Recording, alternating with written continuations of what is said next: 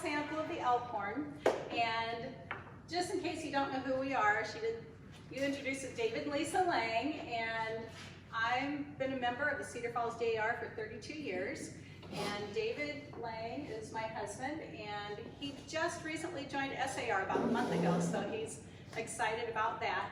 We are both retired band directors, so we do a lot of music and have done a lot of musical things through the years, and in our retirement it seems like we're busier than ever, playing in several groups and traveling around and doing a lot of playing. But so when I was asked to do a program about the Alphorn, I thought, what does the Alphorn have to do with DAR? And I decided absolutely nothing. But we are going to say that we're going to tie it in by working in our heritage. So maybe you have Swiss heritage or possibly Austrian or German heritage, and it kind of fits in with that because they definitely, if your ancestors would have lived over in Austria, Germany, or Switzerland, they probably would have come in contact with an Alpenhorn at one time or another. So that's how we're tying it in, making it work. So we're going to give you a little history of the Alphorn first. It is a Swiss folk instrument, and it is the national instrument of Switzerland. And you probably have seen it, you know, maybe on boxes of chocolates or a Swiss postcard, but most of you probably know it from this. Yeah, you've all seen the Ricola thing, so that's what everybody knows. And we used to take kids over to Europe, and we'd be in Switzerland, and they'd always go out in the balcony, and the first thing they would do is open up the doors and go, Ricola. They just love doing that. So that's where you have seen it mostly. But the Alphorn is mainly used in Switzerland, but you will see it used in Austria and Germany a lot. Like I said, Oktoberfest, it's always around in places like that.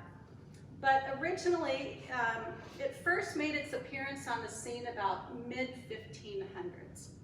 And the way that an Alpenhorn was made back in the day, so I'm going to take this one first. If you can imagine, get your arm out of me. All right. Okay, so I'm glad we have tall ceilings. So if you can imagine on the Alps in Switzerland, a young pine tree growing. And as the snow would fall down the mountain, it bent the young pine tree at the bottom.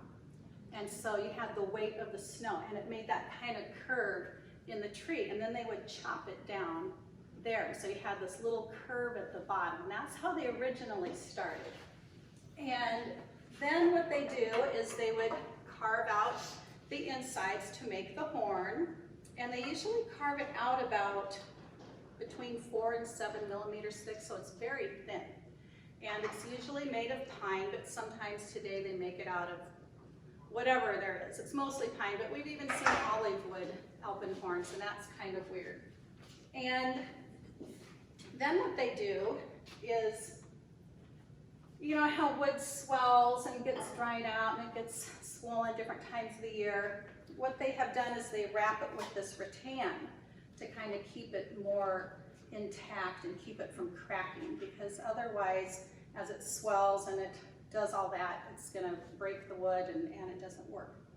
Now, back in the day, they would have one long piece, you know, from the whole entire tree, but nowadays they have 2-piece, 3-piece, 4-piece Alpenhorns, and they use these, the joints are put together with the metal now, because back in the day, if the wood was swollen, you couldn't get the Alpenhorn together because it just didn't fit, or maybe it would crack, and since it was so thin, they would break easily.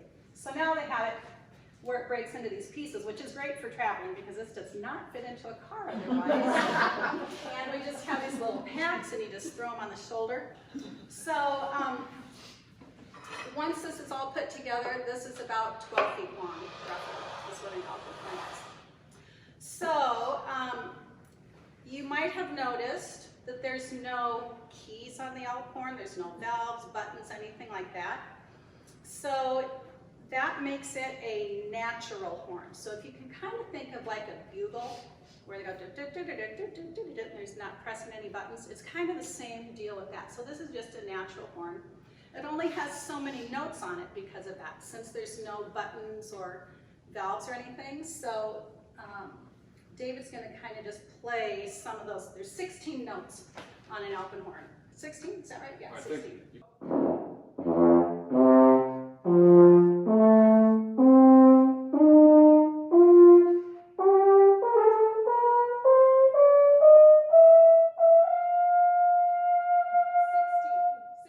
Yeah, so there's 16 notes. So after all of the craftsmanship and the 75 hours that it takes to make an Alphorn, you can only get 16 notes out of it.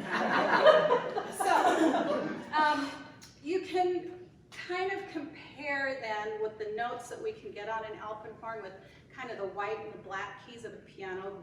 Basic, this isn't 100% correct, but mostly correct to give you an idea.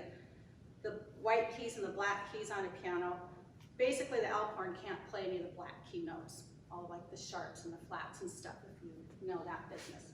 So we're going to play another little thing for you here.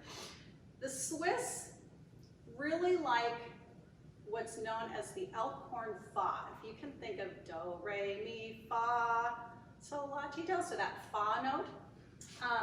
It's really weird and out of tune, and Americans hate it because our ears just doesn't sound right to us. But Swiss people think it's the most awesome note in the world because it's their note, and it sounds awesome, and they like to hear it in their music. But Americans, when we play Alphorn music, we kind of try to avoid it because it just sounds weird to us. So David's going to... I'm going to play two things. I'm going to play do, re, mi, fa. Now I'm going to play it in a little phrase so you can hear how it feels and so. Sounds kind of funny. So.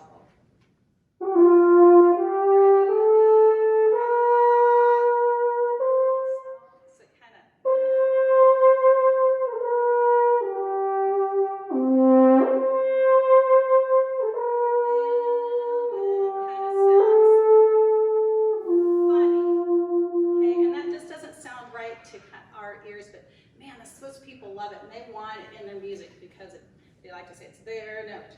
So now you were asking, how do you get all those notes since there's no buttons or anything? So we're going to learn how to do that. So the elementary band director and me is going to teach you how to play the Alphorn today. So we do something called buzzing your lips. So were any of you in band played a brass instrument? Anybody in here? We have all newbies. Yes. Okay. So what you're going to do is you're going to lick your lips. Okay. You have to have nice wet lips. And then you're going to say the word tip, but instead of exploding the P sound at the end, you'll hold it together and go tip. And then put kind of air through there quickly so that it buzzes. And then sometimes it's like tip can be a little looser, like horse lips. Or tighter. Tip. Okay, so try that. Go ahead, tip. Tip. Okay, it feels kind of funny. So Dave's going to show us if you have looser lips, you will get a lower note. Okay, so play us looser lips. And if you have medium lips, you get or super tight lips. And that plays it real high. So that's how you get all of the different notes on it. Now, anybody brave enough to come up here and try it? We have extra mouthpieces. We brought clean mouthpieces, disinfected with alcohol and everything, and just want to see if anybody wants to be brave. Debbie's okay. I didn't play the brass instrument, I'll say that. I play the saxophone. Okay. Well, she's an oboe player. I'm an oboe player. I'm a woodwind player, so this really isn't my thing. Okay, this is disinfected. So you just hang on and you go, or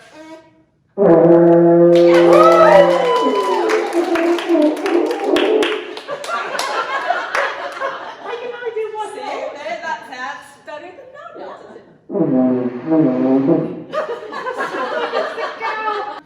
We'll talk a little bit about the uses of the Alphorn, and then we're going to play a little piece for you. So originally the Alphorn was for like the shepherds soothing their herds, or sometimes calling them in to come home. It also was used in villages to like signal a distress or emergency, or that something was happening.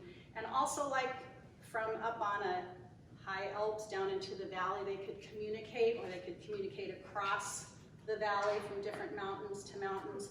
And that's what it was used for back in the day. Today, it's kind of more of a tourist attraction.